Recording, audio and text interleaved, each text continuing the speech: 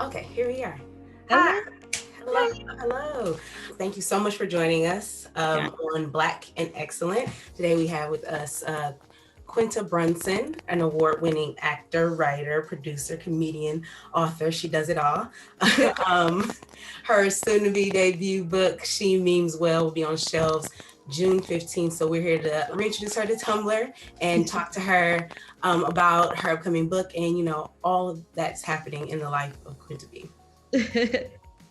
Awesome. Hello, and thank you so much for having me. So let's jump right in.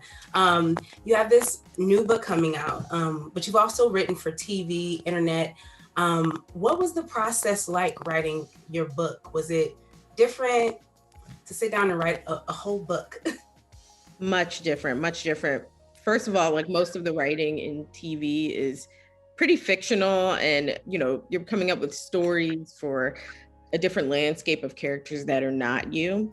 Whereas for this book of essays, it was all about me. And that was different and a little jarring and a little hard for me at first. But once I got in a groove, it was easier to do.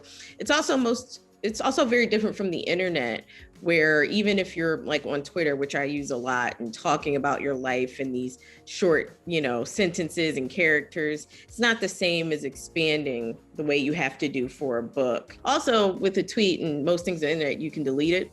Even if it pops up somewhere, you can also just delete it, but you can't do that with a book. So that's what's also a very scary experience. You want to make sure the words that you put down are the words you want to be there for the rest of time. You just talking about it, I'm like, That's the whole process. It's like, oh, Jesus Christ. And then you see it in print and you're like, ooh, print is still so, it's really there. It's really in fucking print, like, ooh, the words aren't coming off that page. So you've been named in as one of Forbes 30 under 30 in Hollywood and entertainment. If you were to be named in their 20 under 20 or 10 under 10 list, what would you have been named for? The 10 under 10 list would have been for best choreographer. When I was younger, I wanted to choreograph dance routines and music videos, and I did. I would just like choreograph whole routines with my friends in my living room. Mm-hmm. And then I ultimately did eventually get to choreograph stuff for the dance recitals I had when I was younger. But that's what my 10 under 10 would be, best choreographer. My 20 under 20 would have been for best Degrassi fan fiction writer. And I believe I would have gotten an award for that because that's how good I was. And chat room manager, they would have been like future social media manager, because I used to manage the hell out of some Degrassi chat rooms on theend.com. But I think those would have been my shining star moments in Forbes back then. Thinking about the book, what were some other titles that you considered? Yeah, I considered, shareable defining moments, because I thought that was like, that's essentially what memes are, and what I wanted to talk about was my experience with the internet. Mm-hmm. And so I thought about talking about, stuff like that, shareable definable moments, which is what we mostly share on the internet, on our Instagrams and our Twitter, etc. I thought about just a book title called Philly, a young Philly, because I thought, I was like, I'm a Philly girl. I don't think the title's been done yet. But once again, I knew I wanted to talk about more than just being from Philly. I also know there's more to me. So landing on that title wasn't hard. I think once I got there, I was like, okay, that's it. I'm done. I didn't even think any further. She memes well. What type of advice would you give young Black talent looking for their first break in the industry, or looking for, that nudge of confidence within any of your many spheres that you work in? My consistent advice is to work on craft first and primarily. Something that the digital age has, presented is like virality or shock value, to be able to get that moment and then catapult from there. But if you don't have the craft practice to back it up, it won't matter, you know.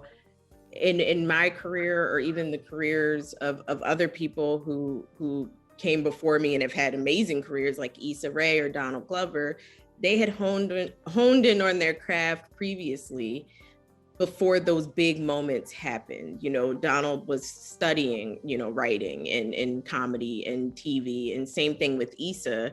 Mm-hmm. It's important that you know your craft well, so that no matter what stage you break out on, be it the internet, be it a real literal stage of performance somewhere, you have what it takes to back it up. You know your craft well, and that goes for whatever anyone is doing, you know, be able to take that talent and put it in whatever area is necessary, you know, whatever stage is welcoming you.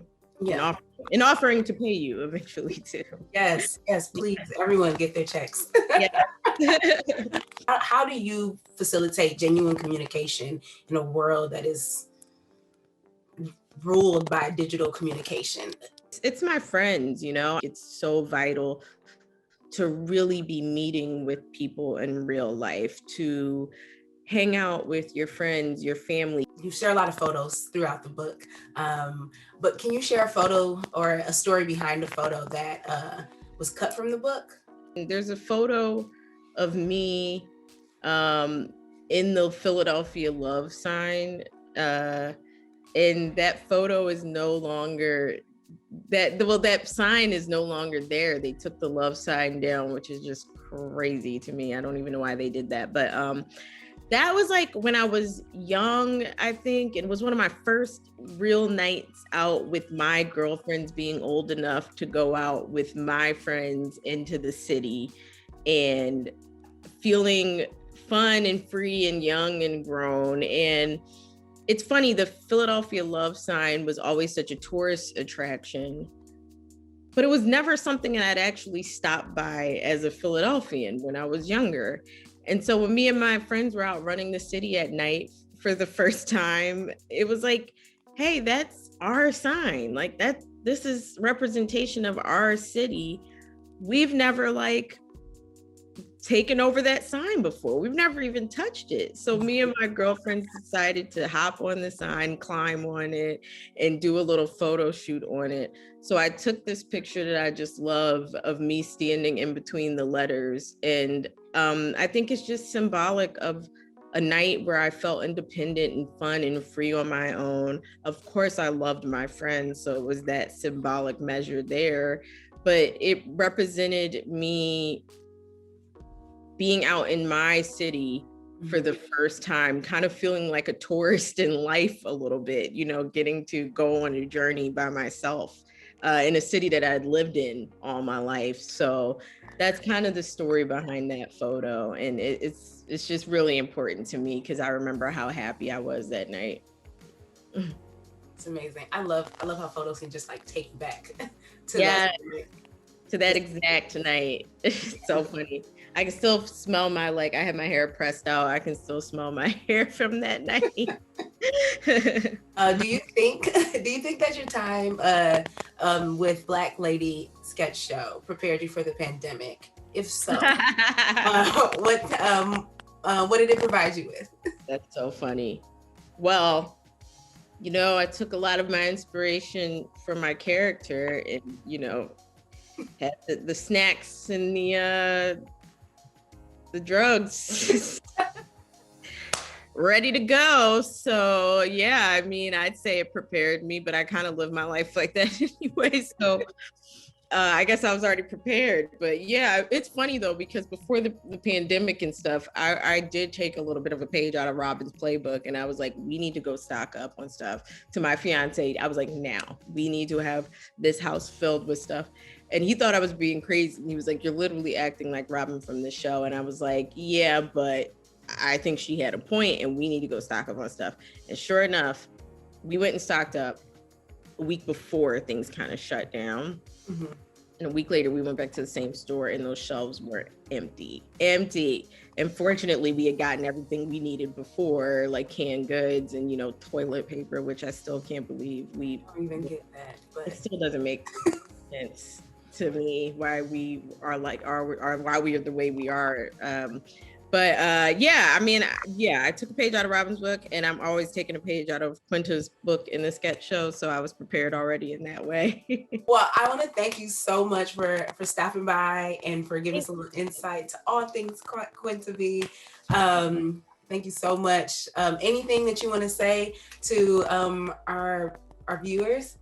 Well, I'm so happy that I got to do this interview because I was a Tumblr kid for a very long time, just an avid Tumblr user.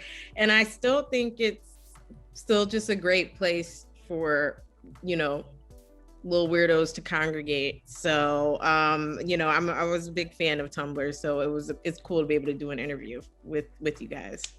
Awesome. Thank you so much for the Quinta view. Thank you. That's great.